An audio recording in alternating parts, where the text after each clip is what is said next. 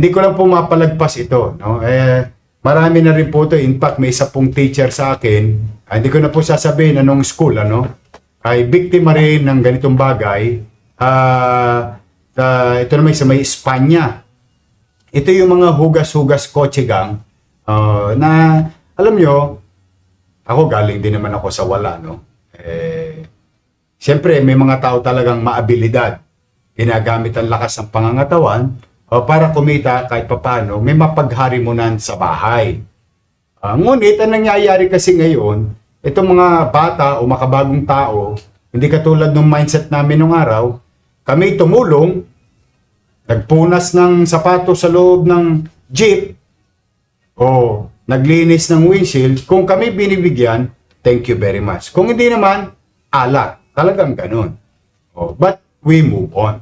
Pero itong mga nakikita natin lately, napeperwisyo na po masyado yung ating mga nagmamaneho. Pampubliko man, sakyan at pribadong sakyan. Itong mga ibang bata at yung nahuli namin sa Espanya, hindi pa taga Maynila.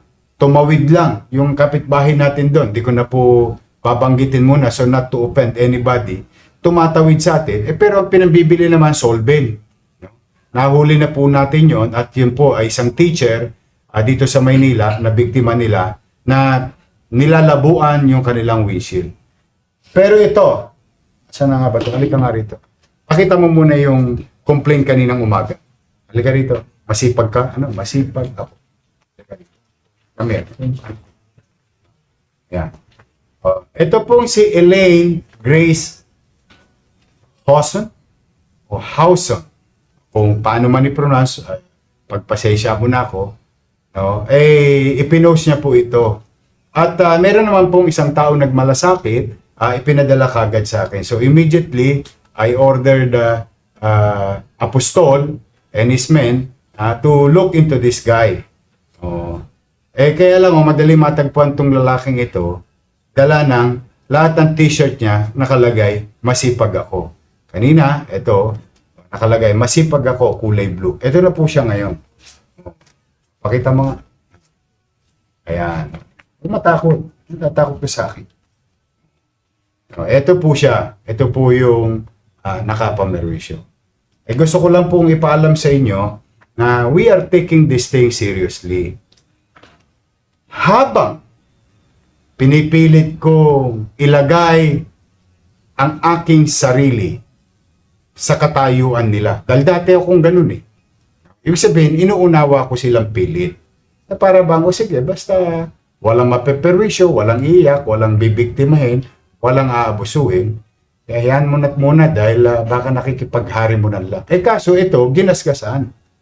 Dahil hindi siya binigyan. So, ito po, no, si Elaine. Elaine, gusto ko lang ipaalam sa iyo, dahil alam ko kay biktima, ba't mo nga ba ginasgasan? Sir, hindi po binigyan, sir. Hindi ka binigyan. Anong ginawa mo? Nilinis mo yung windshield. Opo. Ang tanong ko sa iyo ngayon, tanong ko, simple lang ha. Tinawag ka ba niya para linisin mo yung windshield? Hindi po yun. Nag-volunteer ka para linisin yung windshield. Tapos hindi ka binigyan, nagalit ka. Sino may mali? Pasensya na po yun. Tingnan niyo. Gusto ko lang itama yung mindset, ano? Baka may nanonood ng mga atabs dyan. Kayo ang nagmagandang loob na linisin ninyo yung windshield. Hindi naman kayo nire-requestan nung namamasada or nung nagmamaneho. Pag hindi kayo binigyan, nagagalit kayo. Humihingi po ako ng pasensya. Kaya lang, nakita mo yung property ng tao, hindi mo naman alam. Baka mamaya, hinuhulugan lang niya yung buwan-buwan. Nagtatrabaho siya, pumili siya ng gamit niya, inaalagaan niya, pumapasok siya 8 oras, nagdadrive siya sa traffic, para mapangalagaan lang yung sarili niya, maayos at maginhawa ang pamumuhay niya, pinagsikapan niya, sinira mo. Ano kaya mararamdaman mo palit kayo? Sakit po. Yun naman pala, ba't mo gagawin sa kapwa mo? Papitig ka lang. Kakainis ka. Kaya kayo dito sa Maynila, wag talaga. may gobyerno sa Maynila. Yes, maaaring magagawa-gawa ninyo yung mga kalokohan ninyo. Makalanyit, makalulusot kayo. Matter of time, mahuhuli kayo sa Maynila. Ano nga ulit pangalan mo? Eden Boy po. Masipag ka ba talaga? Opo, sir. O, yun naman pala eh. Nakakamagkano kasi isang araw? Didiskarte lang po ng pambili lang po ng mga ulam. Oo nga, Isang daan lang alam po, ko okay naman. na po. Oo, alam ko naman eh. Kaya nga hindi mo ba narinig yung sinabi ko? Inilalagay ko ang sarili ko sa inyo. Kasi dati akong ganun. Kaya lamang, hindi naman para puwersahin natin yung tao pag ayaw magbigay. Hindi naman makatwiran yun. Opo, sir. Opo. O, yun totoo. Ngayon, mabait ka na naman. Pero doon sa tapang-tapang mo pa. O ngayon, ito po pwede namin tong tangananan, no? Siguro in a few hours, no?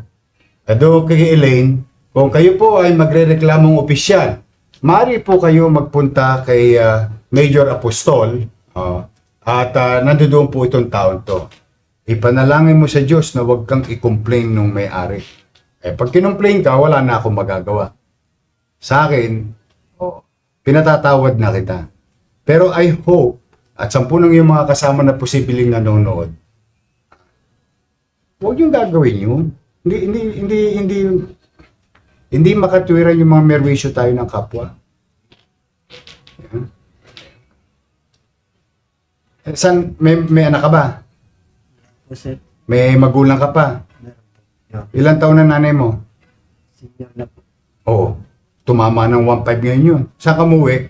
Diyan po sa may Abad Santos. Oo. Tumama ng 1.5 ngayon yun. Kaya kaka-announce ko pa lang. Wala, sir, lahat ng napupunta sa bayad utang lang. Oo, tama naman. Talagang mahirap ang buhay. Kaya nga iniraraos ko yan yung mga ganyang bagay. Dahil sa hirap ng buhay ng tao. May tatay ka pa? Parehas po silang si... Senior o dalawa silang Hindi ka naman PWD. Hindi po. Hindi. Sa utak lang yata may problema ka Nagdodroga ka ba? Hindi na po, lalabas ko nga lang po, sir. Yun, Ganon? Lalaya ko lang, sir. Oo. Anong ginagawa mo sa buhay? Nas lang. Kailan ka lumaya? Ito pong ados. Ito lang, Marso. Akalain mo, kalalaya mo pa lang, papasok ka na kagad sa Oyo. Anong